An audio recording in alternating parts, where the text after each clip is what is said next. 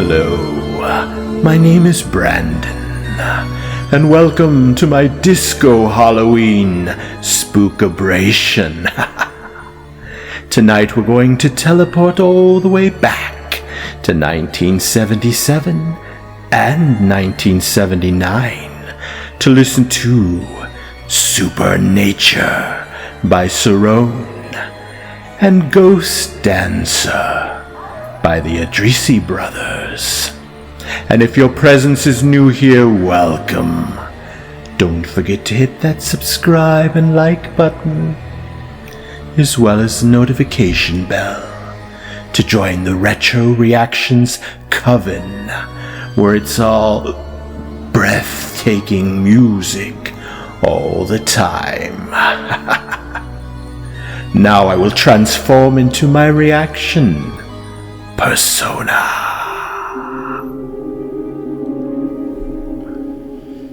Alright, we'll start with Supernature by Cerone. He is a French disco drummer, composer, and producer. This comes from 1977 from the album of the same name, Supernature, otherwise known as Cerone 3. The song discusses a future in which the use of chemicals in agriculture has caused creatures down below to emerge and take their revenge against mankind. Wow, pretty spooky. It hit number 1 in Canada and the US, and number 8 on the UK singles chart after heavy use in the first series of the Kenny Everett video show. Anyway, really interesting fact, it was covered by Duran Duran and Erasure, two of my favorite bands of all time. Had no idea, so I gotta check those out. Anyway, let's go.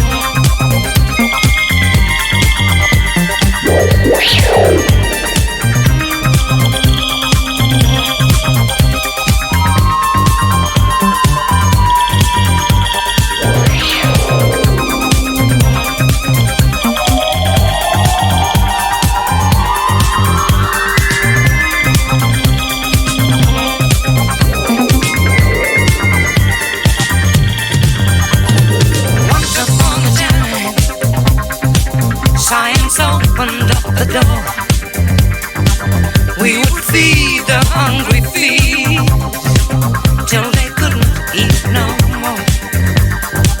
But the potions that we made touched the creatures down below, and they grew up in a way that we'd never seen before. Supernature. Supernature.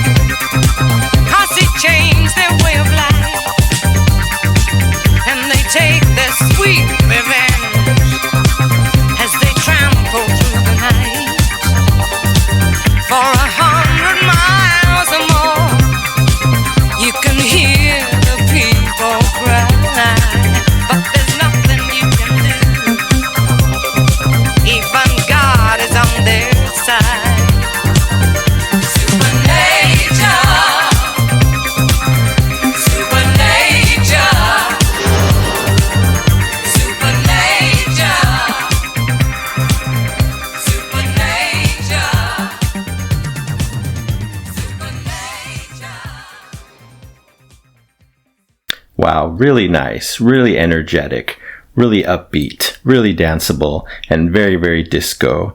I love those creepy electronic sounds peppered in here, there, everywhere.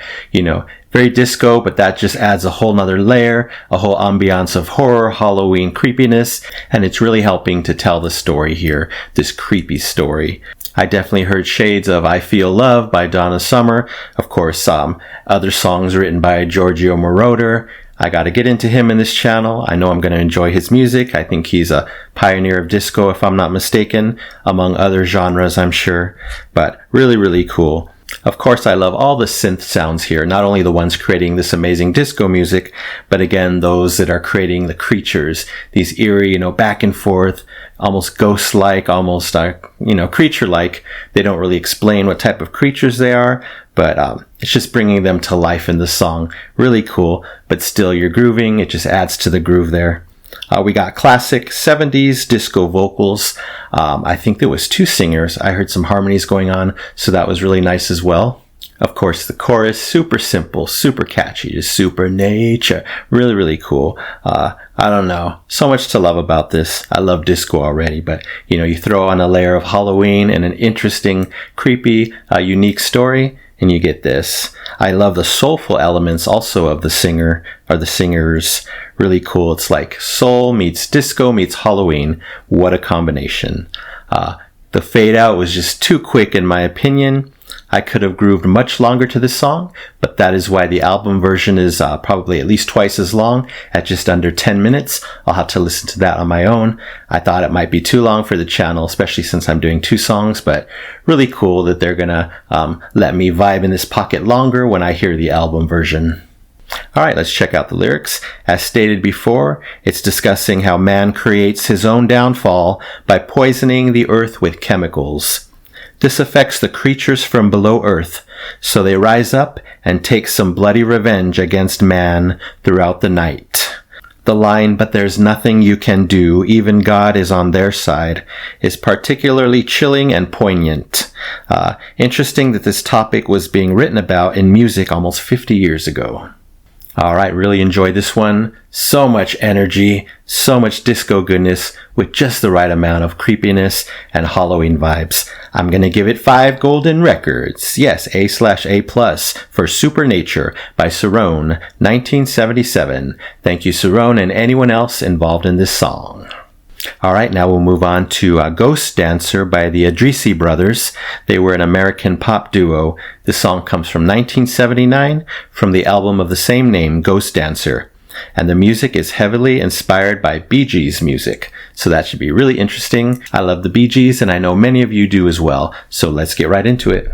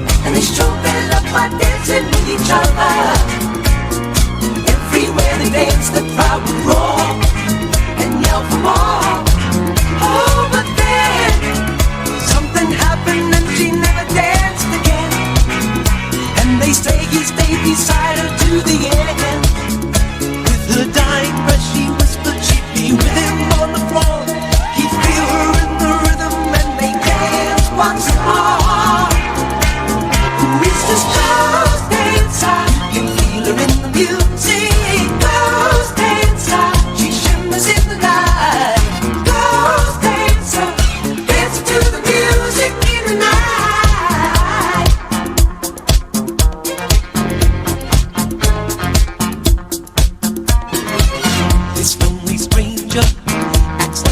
in a spell, waits till the stroke of 12, then starts to dance through the shadows of night. When he starts spinning under the mirrored ball, the beams of light that fall reveal a man has tears in his eyes. And when he moves, you get the strangest feeling someone else is there.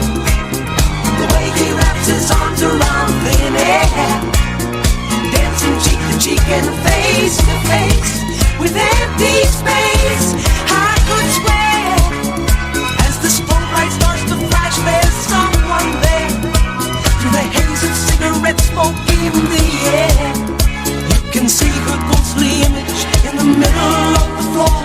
She reaches out to touch him and they dance once more. Who is this ghost dancer? You can feel her in the music. Ghost dancer, she shimmers in the light. Ghost dancer, dancing to the music in the night. Feel her in the music. Ghost dancer, she shimmers in the light. Ghost dancer, dancing to the music in the night. Feel her in the music. Ghost dancer, she shimmers in the light. Wow, really love this one. So much great percussion right from the start. I heard some cowbell, some congas or bongos, I'm not sure. And then that one instrument, I think you strike it and it spins, creating like a cranking sound. I can't remember the name. Maybe you guys can let me know. That was amazing. Something you don't hear often. Very Bee Gees-esque, this whole song, especially the 2-octave vocals and the vocal melodies themselves. I really enjoy the melodies here.